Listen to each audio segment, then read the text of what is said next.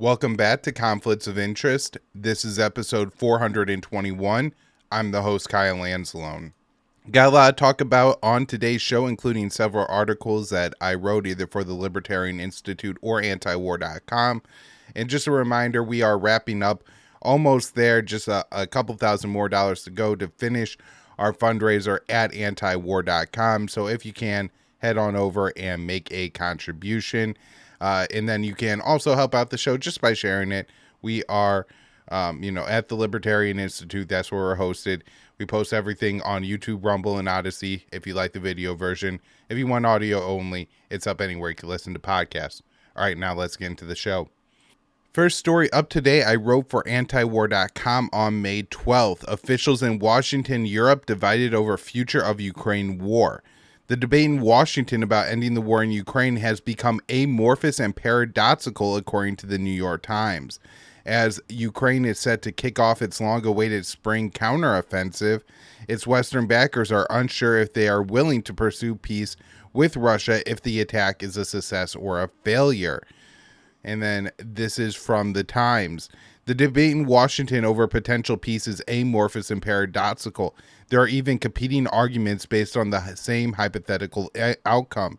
If Ukraine makes substantial gains, that means it is time for talks, some officials say, or it could mean Ukraine should put diplomacy on the back burner and keep fighting. In February, the Washington Post reported that the Joe Biden administration believed the best course of action for empowering Ukraine is to retake as much territory as possible in the coming months before sitting down with Putin at the negotiating table. More recently, Secretary of State Antony Blinken has called for Ukraine to reclaim its territory, echoing the demands of Kiev. President of Ukraine, Zelensky, his administration has maintained that it is unwilling to concede any territory, including the Crimean Peninsula, to Moscow. That position may create an endless conflict, as senior American officials told the Times. It was unlikely that the war would end with Ukraine retaking territory, as Russian President Vladimir Putin could simply order a wider draft mobilization to build up his military power. Washington has been planning a counteroffensive for Kiev over the past several months. Publicly, American officials have maintained they expect Ukrainian forces to carry out a successful attack. However, leaks have revealed that the White House is privately pessimistic regarding Kiev's prospects. Western officials are also divided on how to proceed if the counteroffensive fails. If Ukraine is unable to seize significant territory, some U.S. and European officials might want to nudge Mr. Zelensky towards a negotiated settlement, the report continues, but some officials in Washington caution against such thinking. In the short term, Western officials are firmly against any ceasefire at this time. American officials are concerned that the Kremlin will use the pretense of talks to cement its territorial gains. While the White House is divided on if it should even push Kiev into negotiations with Moscow, the West remains firmly committed to prolonging the war, to aiding the Ukrainian war machine. In a joint press conference with Blinken, UK Foreign Minister James Cleverly declared, "We need to continue supporting them, irrespective of whether this forthcoming offensive generates huge gains on the battlefield, because this conflict is resolved properly, it is not over." Blinken remarked that he violently agreed with his British counterpart. Kiev appears to be preparing for the possibility that the coming assault fails to regain substantial territory. The Ukrainian defense minister recently said, "The expectations from our counteroffensive is overestimated in the world." Additionally, on Wednesday, Ukrainian Foreign Minister Dmytro Kuleba stated that, "Do not consider this counteroffensive to be the last one because we do not know what will come of it," adding that should it fail, it means we must prepare for the next counteroffensive. He went on to demand that Germany pressure the Americans to transfer F-16s to Ukraine. Now, next up is a kind of a follow-up piece to something we talked about, I believe, on Thursday's show last week, and maybe it was a little bit earlier in the week, though, that the members of NATO are kind of unsure of how they want to proceed at the upcoming summit in Lithuania for how that's going to apply to Ukraine's official NATO status. So For the Libertarian Institute, May 14th, NATO members split on how to upgrade Ukraine's status at the upcoming summit. Members of the North Atlantic Treaty Organization are privately debating whether Kiev's status should be within the alliance. All countries agree on upgrading Ukraine's status standing in the bloc, but some members are hesitant to give Kiev a concrete path to joining the alliance, the Washington Post reports. The leaders of the North Atlantic Alliance are scheduled to gather in Lithuania in July.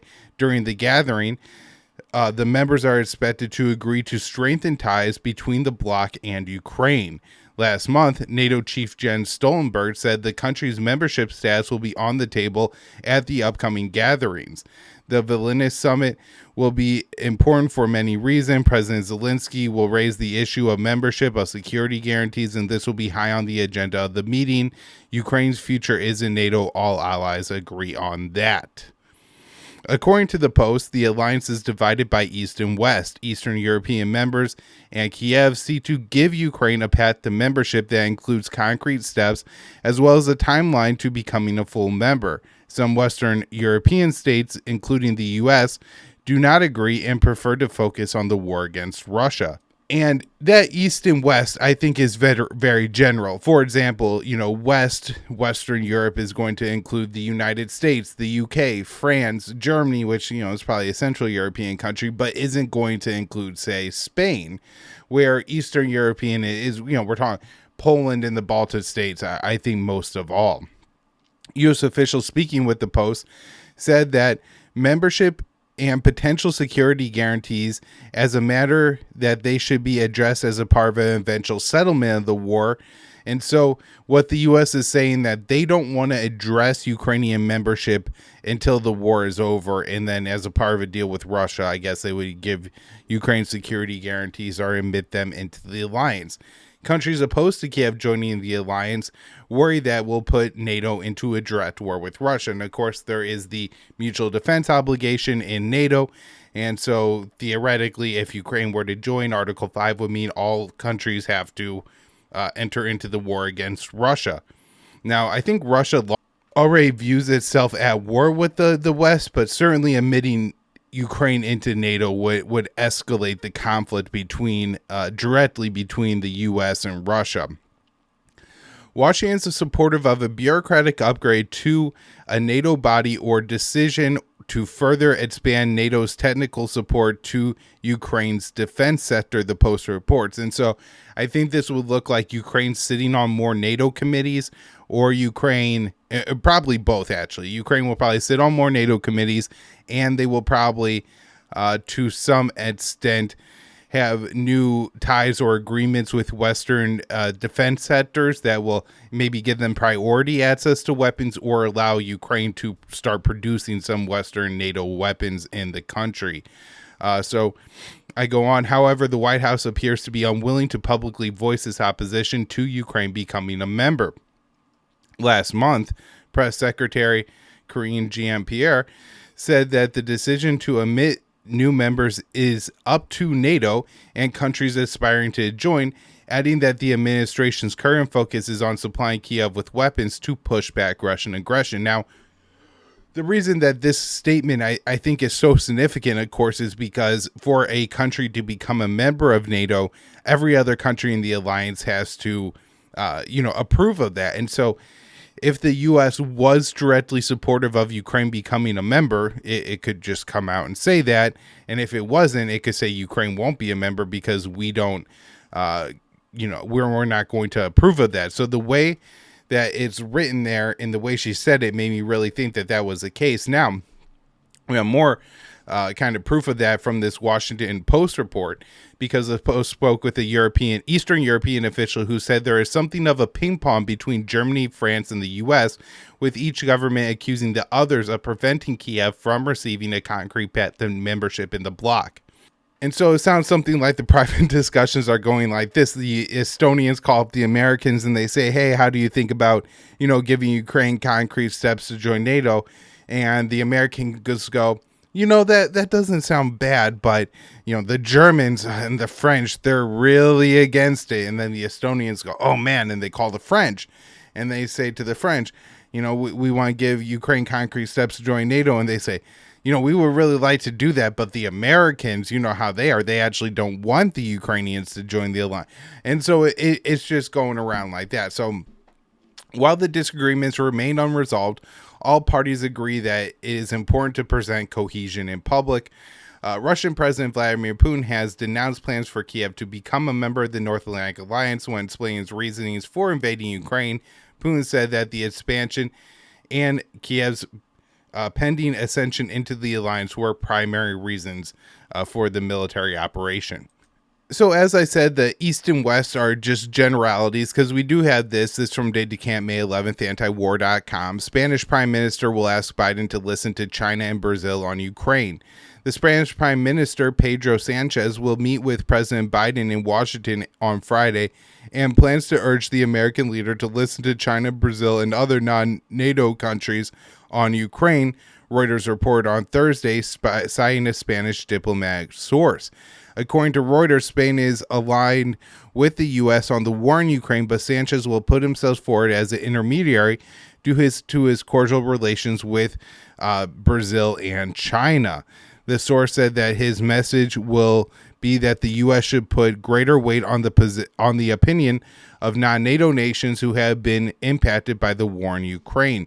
Both China and Brazil have been calling for a ceasefire in Ukraine, while the U.S. rejected a pause in fighting. The U.S. also accused Brazilian President Lula da Silva of parroting Russia and Chinese propaganda for saying that the U.S. was encouraging the war in Ukraine by pouring weapons into the country. The U.S. initially strongly rejected China's push for a ceasefire, with Secretary of State Antony Blinken saying the world must not be fooled by China's peace plan. But likely due to PR reasons, the U.S. has cooled on the rhetoric and said it welcomed a recent phone call between Chinese President Xi and Ukrainian President Zelensky. During the call, Xi said China would continue to push for a ceasefire. Beijing announced it would send a special envoy to Ukraine to engage with all relevant parties to foster negotiations between the warring sides. So, one story here, this one's from the Hill, so I don't have it for you to display, but I think this is interesting, kind of what we're talking about here. Zelensky made surprise visit with Macron. This was by Julia Mueller at the Hill on the 14th. So this is a statement from Zelensky. Paris, with each visit, Ukraine's defense and offensive capabilities are expanding, the ties with Europe are getting stronger, and the pressure on Russia is growing. He went on to say that he met with his friend Macron, Emmanuel, and to talk through the most important points of bilateral relations. And so I do wonder if this has something to do with the upcoming summit in Lithuania. Zelensky's rhetoric publicly is very friendly and nice. Of course, you're going to probably get more support from the French if you're saying nice things about the French president when you go and meet with them. But he also says today Germany is the second only to the United States in terms of aid. This is very powerful. Russia's and then the German President Schultz said Russia's war of aggression has brought the EU and Ukraine closer than ever before. Our story will continue to be together. And so again, these are the countries, France and Germany, along with the United States, who are apparently most opposed to Ukraine actually getting official status or concrete steps to join the alliance. And Zelensky seems intent on buttering them up. Now, let's move on. UK confirms is supplying Ukraine with long-range missiles. This one is by Dave DeCamp at antiwar.com, May 11th. British Defense Secretary Ben Wallace confirmed on Thursday that London is providing Ukraine with longer-range missiles, marking another escalation of NATO support for Kiev. The UK is sending Storm Shadow missiles, which are air-launched and can be fired from Ukraine's Soviet fighter jets. According to CNN, the Storm Shadows London is sending Ukraine have a range of 155 miles. I did read one report that said that Ukraine was already using these missiles, and so it could have been that London had been in the process of sending them to Ukraine for some time, and they finally reached the country, or they're finally used in battle, and London felt like, well, we better make sure it sounds like it was on our terms than everybody just finding out. So this could be a big deal, though. As we have talked about on the show, the Russian Foreign Minister Sergei Lavrov has made it clear that the Kremlin's position is they are going to take territory in NATO, a territory in Ukraine that corresponds with the range of the weapons that NATO provides to Ukraine. And so if, say, you double the range of the munitions that you're sending Ukraine, then Russia is going to take twice the amount of territory. So the Kremlin called this news extremely negative and vowed to respond. This will demand an adequate response from our military, which will naturally, from a military point of view, find corresponding solutions, Kremlin spokesperson Dmitry Peskov said. One more article here on weapons, this one from the Kiev Independent. Poland has delivered 325 tanks out of 575 from Ukraine's partners. And so my guess is that what the Kiev Independent is saying here is that all the coalition is sending their tanks to Poland, and then they're making their way across the Ukrainian border. Now, I'm not sure. Oh, okay. Never mind. I'm going to say. So they're saying that 325 tanks have come directly from Poland, and a total of 575 tanks. So I would guess that means 250 in addition to what Poland has sent has come from all partners. And that's according to Ukraine's diplomatic office. The Netherlands has sent 85. Germany has sent 80, and the United States has sent 76. And apparently they, last week on the show, I think it was announced by Poland that they had sent 10 MiG-29s to Ukraine, and Ukraine now says that number is 14. So they've provided an additional 4. So that's some, interesting news from the Kiev Independent, and, glad we got those updates on, the actual amounts of weapons that are reported to be inside of Ukraine. So we talked a little bit about the counteroffensive earlier, and Zelensky is saying that it hasn't started yet and that Ukraine needs more time. Last week, I had thought that the offensive was probably underway, and this is what the Russians are saying. Given the change of territory in Bakhmut, it seemed that the Ukrainians have put together some kind of operation meant to retake territory. Last week, there was a change of territories about 1 square mile south of Bakhmut, some farmland that Ukraine was able to take from the Russians. My understanding is that there is the Wagner force put together a new battalion or division. They made a tactical mistake, and this allowed for that to be taken. However, the next day, more territory north of the city was taken by Ukrainian forces. And so we had the head of the Russian mercenary force, the Wagner Group, telling RT that the Ukrainian offensive is in full swing and that Zelensky is lying. And then a Russian war correspondent also said that Ukraine's counteroffensive has begun, citing attacks near Donbass, the Donbass city of Bakhmut, where operations were on the front. So it's possible that this is the counteroffensive. It's possible that Ukraine's just, I don't know, for whatever reason, decided to launch some offensive operations. Maybe they felt tactically, strategically, it was the time to do it on a small scale. I also think it's possible that this isn't really the counteroffensive in a large sense, but more in a narrow sense, that this is the counteroffensive where we're going to see some attacks in Bakhmut, but really Ukraine is focused on the south, and then they're going to try to basically distract Russia in Bakhmut and then go south. We will see. That is what happened in the fall. U.S. ambassador accuses South Africa of supplying Russia with weapons.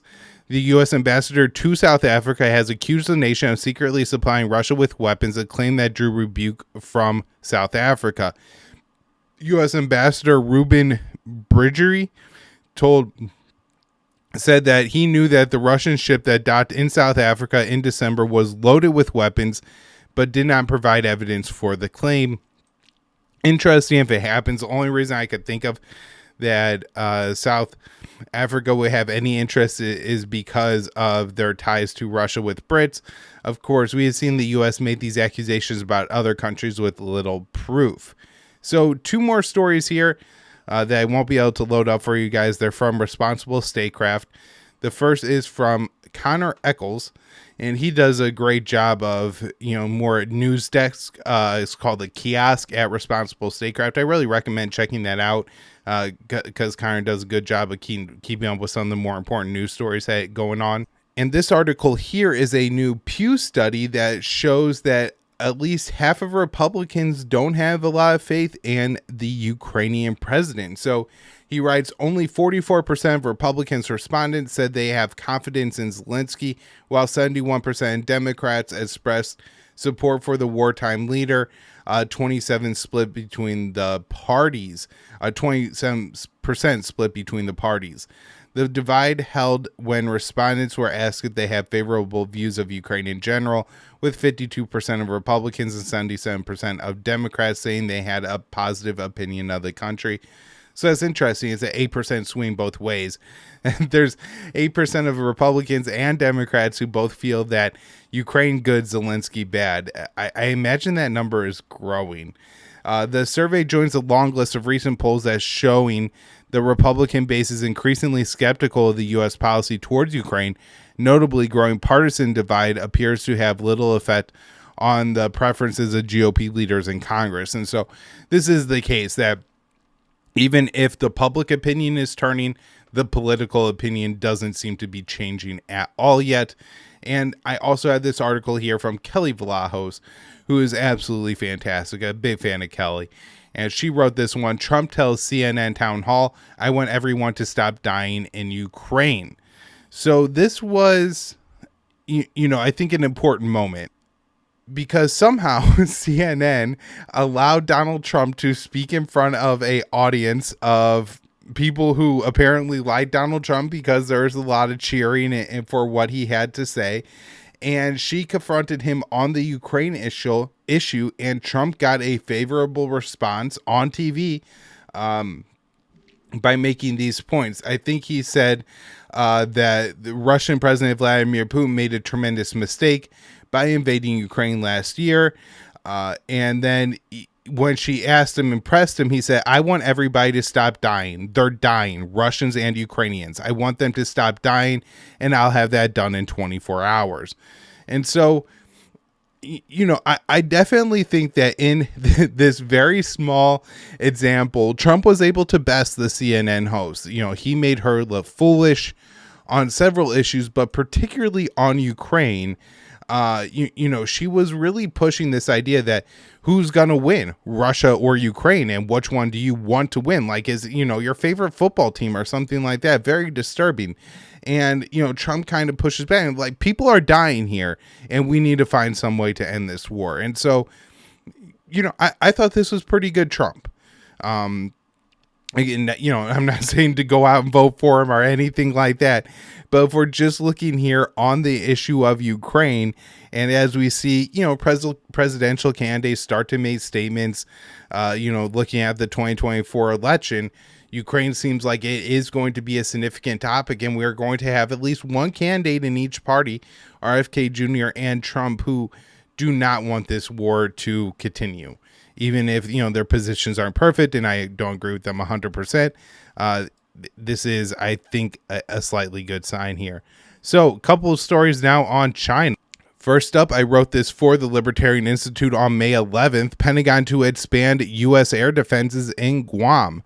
A Department of Defense official told Congress the Pentagon is acting on plans to build a multi-layered air defense system in Guam, where Washington keeps several military bases.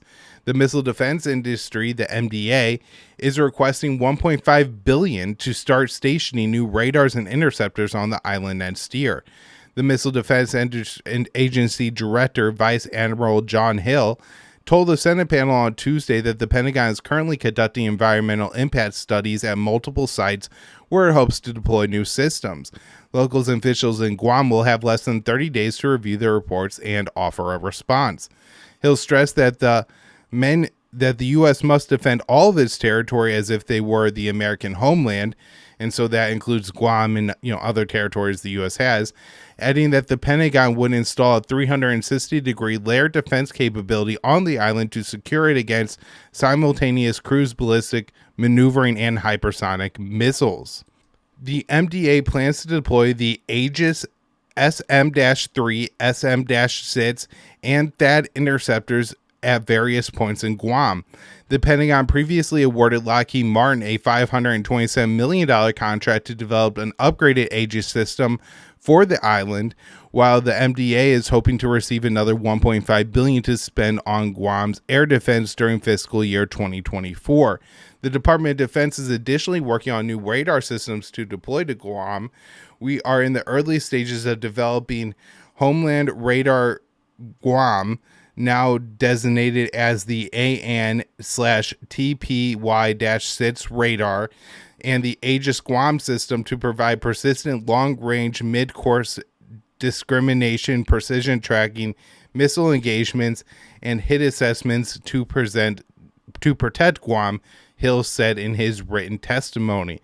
The Vice Admiral told the Senate that the systems were needed to contend with the alleged threats posed by China and North Korea. The Joe Biden administration has adopted confrontational policies towards both Beijing and Pyongyang, issuing a steady stream of threats and ultimatums towards both countries. China and North Korea say the U.S. military buildup in the region is a major driver of the recent spike in tensions, signing a flurry of live-fire drills and other operations in the Asia-Pacific in recent years. The Aegis system in particular could further fuel the cycle of escalation, as it is capable of being converted into a offensive missile, converted into being able to fire offensive missiles, including those carrying tactical nuclear warheads, in addition to defensive interceptors. So let's move on now and have another update here on the Defensive Cooperation Agreement that the U.S. could sign with Papua New Guinea as Biden visits the country, has a visit coming up. And Dave writes here that the deal could give the U.S. military access to Papua New Guinea's ports and airports. Next up, this from Connor Friedman, May 12th, antiwar.com. U.S.-China tentatively agreed to restart dialogue as Washington fears allies will view policies as too aggressive.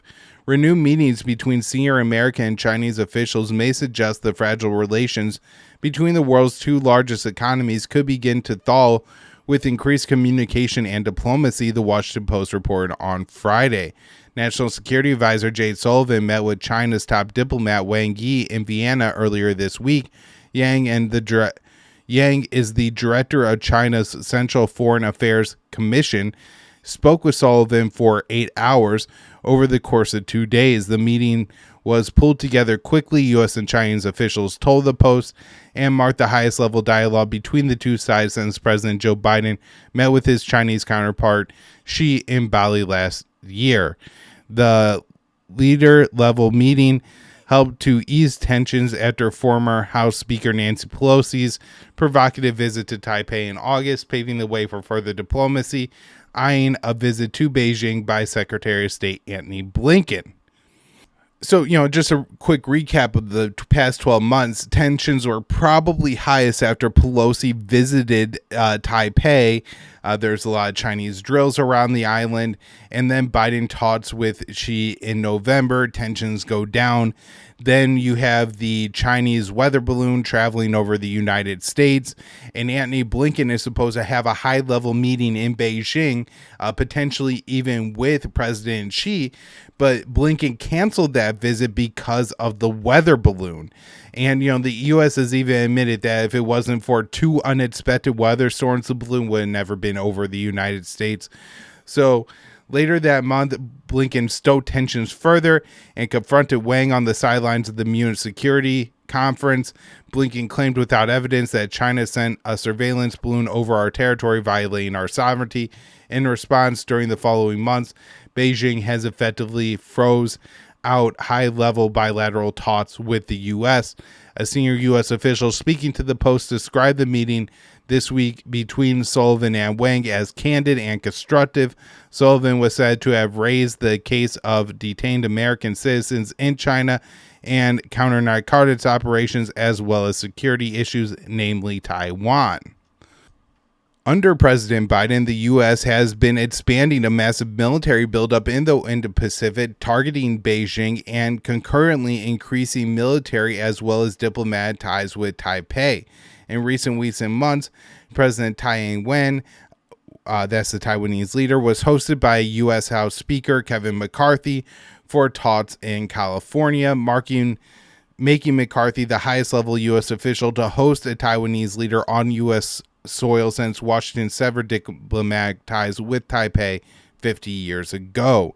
In the 2023 NDAA bill signed by Biden, Washington committed billions of dollars in military aid to Taiwan and deployed an unprecedented 200 troops to the island, training the breakaway province's forces for war with the mainland. China views Washington's Taiwan policy as consistently violating the One China policy, which she told Biden is the first red line and must not be crossed.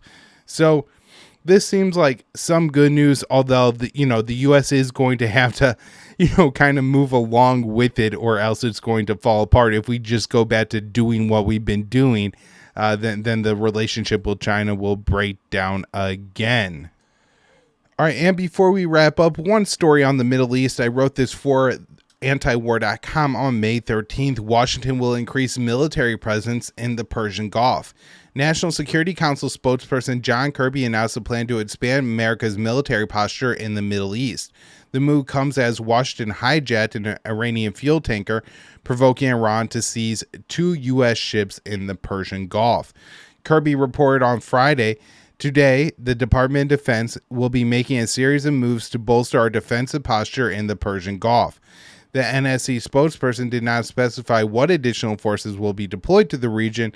He said U.S. Central Command will provide additional details on those reinforcements in coming days. The U.S. and Iran began seizing commercial vessels in recent weeks. In April, Washington seized the Suez Rajan, a tanker carrying Iranian oil to China. 5 days later, Iran confiscated a U.S.-bound Marshall Islands flagged oil tanker, the Vantage Suite, in the Persian Gulf. An American official told the Times the seizure appears to have been in retaliation for a prior U.S. seizure of Iranian oil. On May 3rd, Iranian forces took control over a second ship in the Gulf. The Panamanian flagged oil tanker was in the Strait of Hormuz when it was seized by Tehran. Kirby said the new military buildup in the region is to ensure the United States will not allow foreign or regional powers to jeopardize the freedom of navigation through the Middle East waterways, including the Strait of Hormuz. He added there is simply no justification for Iran to attack merchant ships. Vice Admiral Brad Cooper, the commander of U.S. Naval Forces for Central Command, echoes Kirby's statement, saying Iran's unwarranted, irresponsible, and unlawful seizure and harassment of merchant vessels must stop. He said the Fifth Fleet and our partners are committed to protecting our navigational rights in these critical waters. The Navy claims Iran has interfered with at least 15 commercial ships over the past 2 years. However, the U.S. and Israel have seized over a dozen Iranian vessels in recent years. Kirby explained Washington expects its allies in the international maritime security construct to aid its new operation. The bloc is made up of 11 countries, including America's Mideast and NATO allies, and was formed in 2009. And it's an interesting group. It's Qatar, Saudi Arabia, as expected. I think the UAE as well.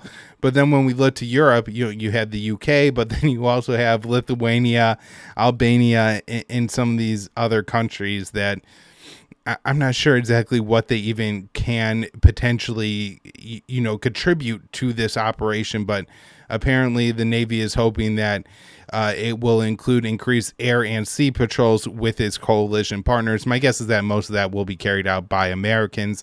The relationship between Washington and Iran has deteriorated since President Donald Trump withdrew from the Iran nuclear deal in 2018. and we just had the 5-year anniversary of that.